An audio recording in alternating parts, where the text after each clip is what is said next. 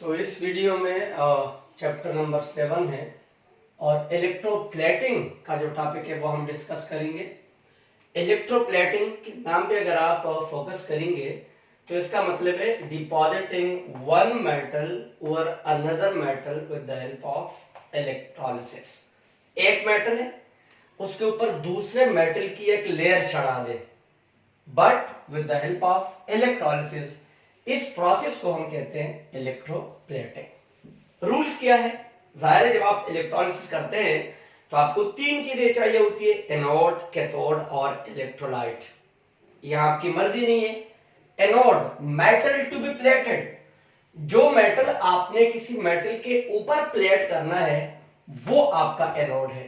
Cathode, metal use for plating, जिसके ऊपर आपने प्लेटिंग करनी है वो आपका कैथोड है। इलेक्ट्रोलाइट, साल्ट ऑफ एनोड, जिस मेटल का आपने एनोड लिया है उसी का आप कोई साल्ट ले लेंगे एज एन इलेक्ट्रोलाइट। ये कंडीशंस आप चेंज नहीं कर सकते। या हम एक एग्जांपल दे देते हैं कि लेट्स सपोज हमने आयरन के ऊपर सिल्वर की प्लेटिंग करनी है। आयरन आपका क्या हो जाएगा? आयरन आपका हो जाएगा कैथोड। सिल्वर ऊपर प्लेट करना है, सिल्वर आपका हो जाएगा एनोड।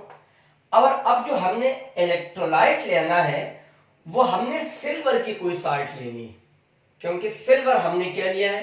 As a anode. उसके बाद इलेक्ट्रोप्लेटिंग में कितने रिएक्शंस होते हैं? 3 रिएक्शन होते हैं। नंबर 1, एक जो आपने इलेक्ट्रोलाइट लिया है उसकी आयोनाइजेशन करें, उसको आयंस में स्प्लिट करें, कैटायंस और एनायंस में उसको ले जाए। अब कुछ इलेक्ट्रोलाइट में इश्यू है। अगर किसी इलेक्ट्रोलाइट के एंड पे लिखा हुआ है sulphate, calcium sulphate, magnesium sulphate, अगर सल्फेट किसी भी इलेक्ट्रोलाइट के एंड पे है तो उसमें एक प्रॉब्लम होती है, वो हाइड्रोलाइज हो जाता है। हाइड्रोलाइसिस का मतलब क्या है? वो खुद स्प्लिट हो जाता है। वो फिर इलेक्ट्रोलिसिस, इलेक्ट्रोप्लेटिंग के प्रोसेस को डिस्टर्ब करता है। तो हाइड्रोलिसिस को, उसकी स्प्लिटिंग को रोकने के लिए फिर हम उसमें क्या करते हैं?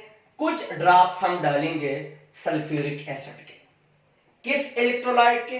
अगर किसी इलेक्ट्रोलाइट के साथ लिखा हुआ है सल्फेट, मैंने एग्जांपल दिए कैल्शियम सल्फेट, मैग्नीशियम सल्फेट। दूसरा रिएक्शन जो आपका एनोड है, एनोड के ऊपर हमेशा ऑक्सीडेशन होती है।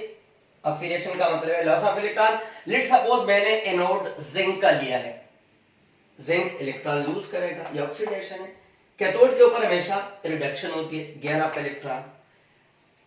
वही जिंक, ये जो कैटायन है ये जाएंगे कैथोड के ऊपर, ये दोबारा इलेक्ट्रॉन गेन करेंगे और कैथोड के ऊपर डिपॉजिट हो जाएंगे। इन दो रिएक्शन के जरा गौर करें। जो रिएक्शन आपका एनोड पे हो रहा है वही रिएक्शन उल्टा होके कैथोड पे हो जाता है। एनोड पे ऑक्सीडेशन है, कैथोड पे रिडक्शन है, वही रिएक्शन उल्टा हो जाता है। इधर जो रिएक्टेंट है, प्रोडक्ट है, उधर वही प्रोडक्ट रिएक्टेंट हो जाता है और प्रोडक्ट वही बन जाता है। तो इस सिर्फ रिएक्शन आपका अपोजिट हो गया बस, क्योंकि एनोड के ऊपर हमेशा ऑक्सीडेशन और कैथोड के ऊपर हमेशा रिडक्शन। ये हो गया। अगर आप नोट्स बना रहे हैं तो आप इसका स्क्रीनशॉट ले सकते हैं। अब हम एक दो एग्जांपल्स करते हैं किसकी? इलेक्ट्रोप्लेटिंग की।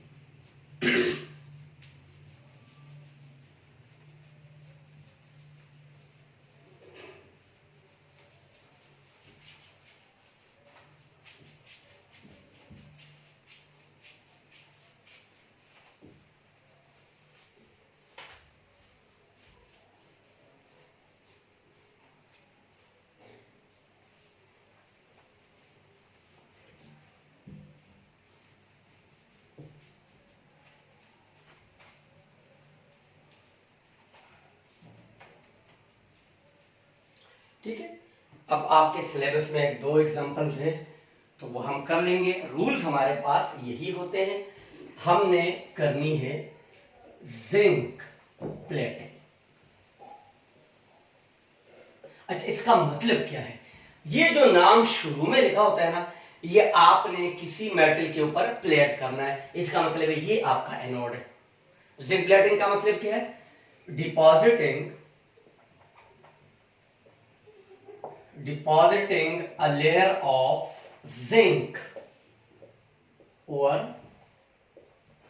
Another metal. क्लियर हो गया? ठीक है। अब सीधी सी बात है, एनोड आपका कौन होगा? जिंक ही होगा, ठीक है ना। कैथोड आपका क्या होगा? कैथोड आपकी जो मर्जी है ले ले। हम लेट सपोज स्टील ले लेते हैं, आयरन ले लेते हैं, एक ही चीज है। इलेक्ट्रोलाइट रूल याद है ना?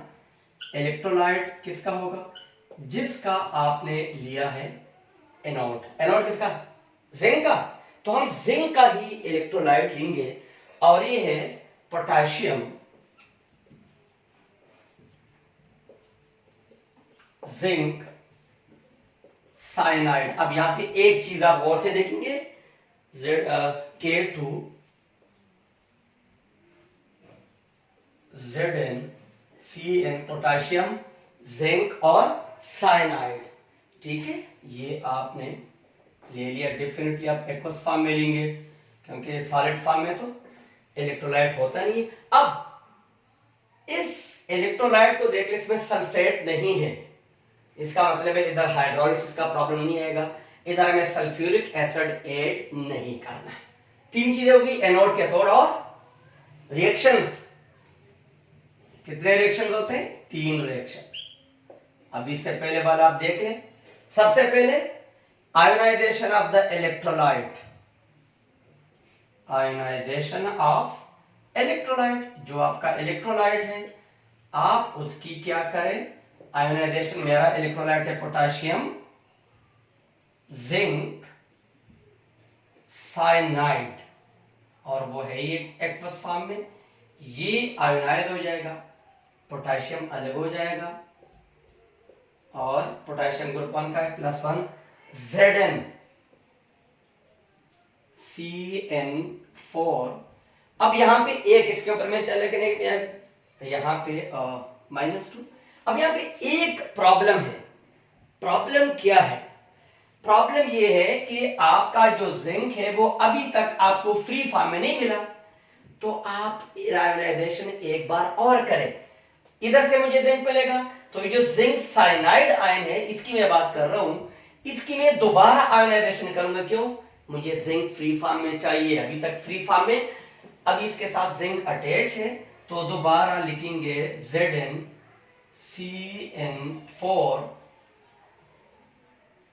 -2। इसकी आप क्या करेंगे? रीआयोनाइजेशन। रीजन बता दी क्यों किया?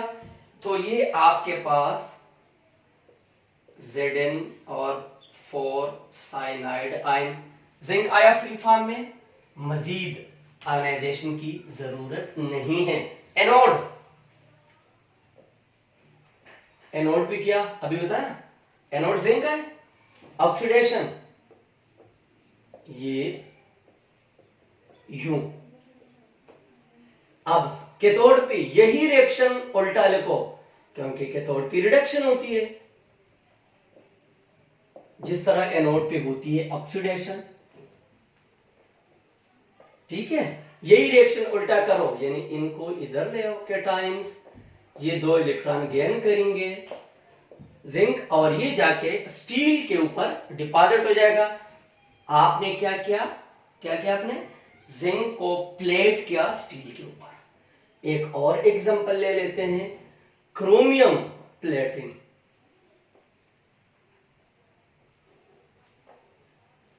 आसान है ना? क्रोमियम प्लेटिंग का मतलब क्या है? Depositing a layer of chromium over another metal। Very simple. आप किसी और मेटल के ऊपर क्रोमियम की लेयर डिपॉजिट करना चाहते हैं। एनोड आपका यही होता है जो नाम लिखा होता है, एनोड आपका कौन है? क्रोमियम। सिंबल इसका है Cr। कैथोड, यार कैथोड तो आपकी मर्जी है ना, जिसके ऊपर आप डिपॉजिट करना चाहते हैं। हम आयरन या स्टील के ऊपर डिपॉजिट करना चाहते हैं तो आप कैथोड चेंज कर सकते हैं। इलेक्ट्रोलाइट हाँ जी, इलेक्ट्रोलाइट किसका होगा? जो आपका एनोड है उसकी कोई साल्ट लो, हम लेते हैं chromium sulphate.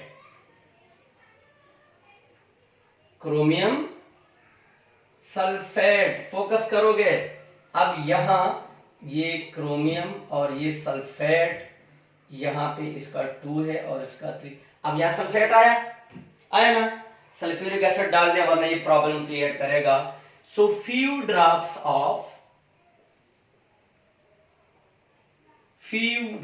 of H2SO4 sulfuric acid added to prevent hydrolysis of the electrolyte, to prevent hydrolysis, वरना ये क्या करेगा? प्रॉब्लम, क्योंकि इसमें सल्फेट है, प्रॉब्लम क्रिएट करेगा। स्क्रीनशॉट आप लेना चाहते हैं तो ले लें। अब हम इसको कंप्लीट करते हैं, क्रोमियम प्लेटिंग को।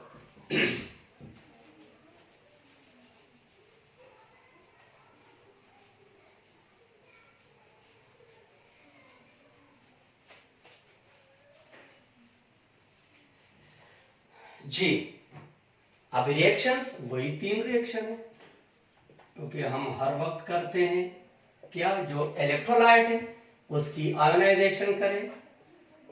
आयोनाइजेशन ऑफ द इलेक्ट्रोलाइट, किस चीज का इलेक्ट्रोलाइट है? Chromium sulphate, Cr2SO4 whole thrice, definitely aqueous form में होगा, सॉलिड फॉर्म में तो हो ही नहीं सकती।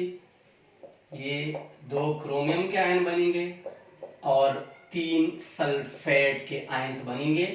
एक्वस फॉर्म में है, बिल्कुल है, ठीक है।